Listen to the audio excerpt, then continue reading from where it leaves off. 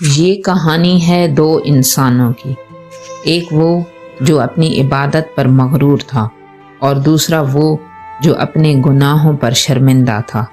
ایک تپتی ہوئی دوپہر جب سورج آگ برسا رہا تھا، ایک عابد راستے میں بیٹھا تھا اور اللہ کے حکم سے ایک بادل کا ٹکڑا مسلسل اس پر سایہ کیے ہوئے تھا۔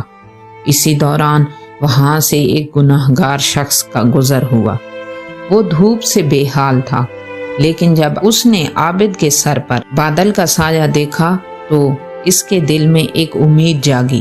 اس نے سوچا، میں تو گناہگار ہوں، لیکن اگر میں اس اللہ والے کے قریب بیٹھ جاؤں تو شاید اس بادل کی ٹھنڈک مجھے بھی نصیب ہو جائے۔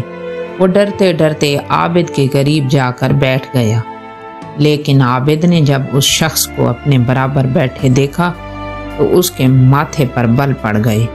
اس کے دل میں تکبر آ گیا۔ اس نے حقارت بھری نظروں سے اسے دیکھا اور سوچا، یہ گناہگار میرے برابر کیسے بیٹھ سکتا ہے۔ اس نے سختی سے کہا، اے شخص، یہاں سے اٹھ جا اور دور ہو جا، میری مجلس کو ناپاک نہ کر۔ وہ گناہگار شخص مایوس ہو کر وہاں سے اٹھا اور خاموشی سے چلنے لگا، لیکن جیسے ہی اس نے قدم بڑھائے ایک ایسا معجزہ ہوا جس نے عابد کے ہوش اڑا دیے۔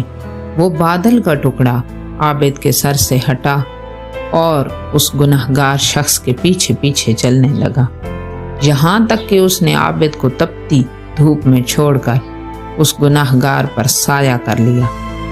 پھر اللہ تعالیٰ کی طرف سے ان کے نبی کو وحی بھیجی گئی کہ اس گناہگار کی ندامت اور خوش گمانی نے اس کے تمام گناہ معاف کر دیے، جبکہ اس عابد کے تکبر نے اس کی زندگی بھر کی عبادتوں کو ملیہ میٹ کر دیا۔